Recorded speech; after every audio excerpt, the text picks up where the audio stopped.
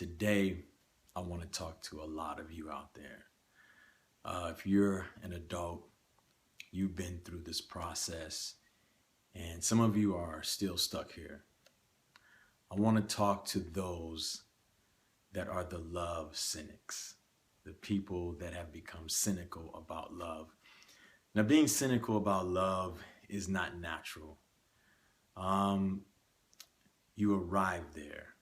That is something, it's a state of mind that you develop for the wrong reasons. Now, yes, I'm talking to you out there that says, love is not for me, love is stupid, it's for fools. Why would anybody want to put themselves in that sort of predicament? Why would anybody want to be vulnerable, give that much of themselves to someone just to be set up and hurt? It's best for me to be cold and hold my feelings back and just do me. That's fine. But I want to break that down and talk about the root of that. So number one, people arrive at this cynicism when it comes to love. And basically, it's the same story. Two versions, all right? The first version is this. You grew up and you saw people that were in love or that loved another person, and they were taken advantage of, they were manipulated, they were hurt, abused, neglected, their hearts were shattered, and they were disappointed for a long time. And they either spent the rest of their lives like that, or they went through something really bad and you nursed them through it. And you said to yourself throughout the whole ordeal, I am not going to let myself ever be put into this position. No one will ever hurt me or get me, manipulate me like this, because this is pitiful. Or the second version of the story, which is that was you. You're the one that got burnt, lied to, hurt, taken advantage of, swindled, ripped off, cheated on, abused, whatever. And you said to yourself, when you were at that lowest point, when I get myself together, I get better, I'm never going to put myself in this position again. So let's be real. Even though the love cynic walks around with all this feigned confidence and coolness, and they have such this hard exterior, and nothing gets to them, and love is for suckers and love is for fools, and they'll never get put in that kind of situation. The core, the crux, the source behind it all, the foundation of it, the root is fear. It's fear. Be real. You can cover it up and be sophisticated as you want to be. You and I both know that it is a game of protection, self-preservation.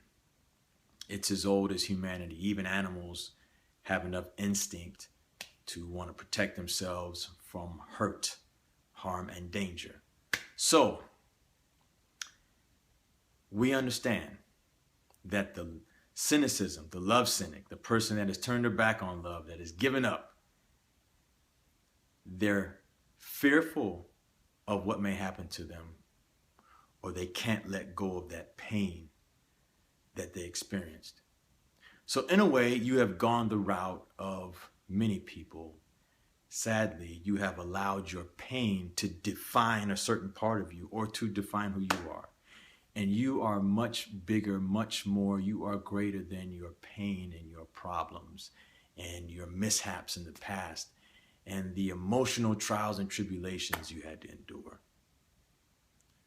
The fear makes you put your heart behind bars for protection, but you also put your heart in a prison. The same bars that protect you imprison you. That's not a way to live. Now let me say this, and it may sound cold, but I'm speaking from experience. I've had my heart broken many times by family, people that I had romantic feelings for. It happens. We've all been through that. Everybody has a story to tell. But because broken hearts are emotional in nature, we exaggerate about the pain. Now, don't get me wrong. The pain is real. It'll have you all messed up, have you doing things and saying things that you have no business doing and saying, reducing who you are until you are a pitiful pile of skin and bones, searching around desperately for some kind of love and attention. Broken hearts mess us up. They could send people into depression, self-pity, all that kind of stuff. But if they are treated right, like any other kind of wound, broken hearts heal. And they aren't that bad. They hurt, but it is not the excruciating pain that we make it out to be. Sure, at first it hurts a lot. It takes our appetite, our thoughts, our peace of mind, our sleep, our attention. But remember this, any wound will heal as long as you leave it alone. Two things happen. Number one, someone hurts us. They break our heart. And we let the anger sit in there for too long.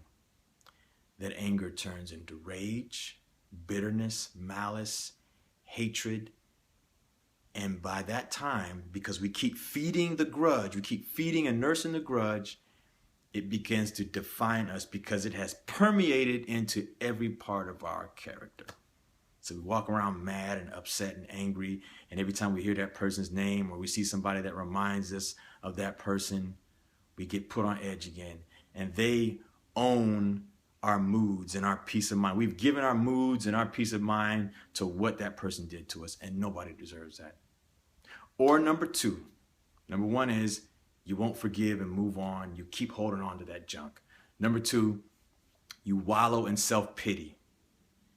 And you get addicted to the attention and the negative emotions, and you won't get up from the quicksand of self-pity, and you wallow in it, and you stay there, and everything closes in on you and becomes dark, and you enter this lonely, damp, dark cave of depression, and you won't come out.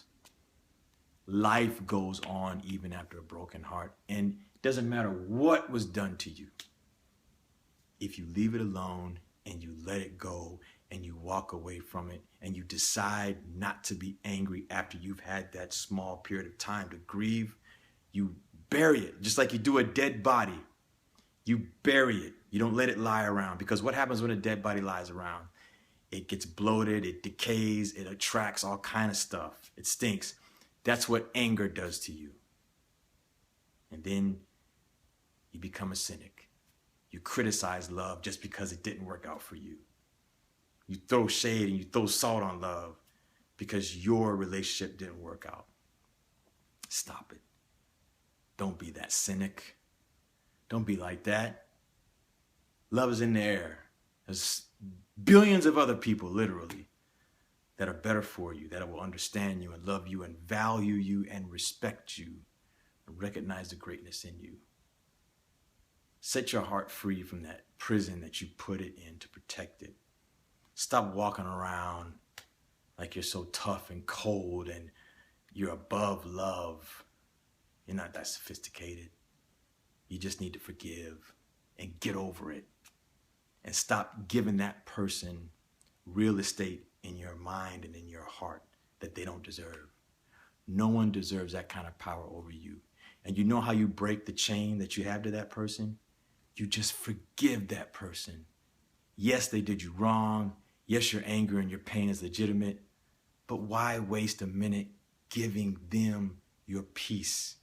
Letting them dictate what you do with your life. Worrying about if they got somebody else. Worrying about if they had a mishap or if karma got them or if they've run into misfortune. Why are you worried about them? Because if they had the capacity to treat you bad, then they're probably not worried about you. So, all you love cynics, I'm here to try to convert you back But if not, at least I've said something that I hope provoked thought and at least brought the conversation or the concept of love back in your life, because we all need love.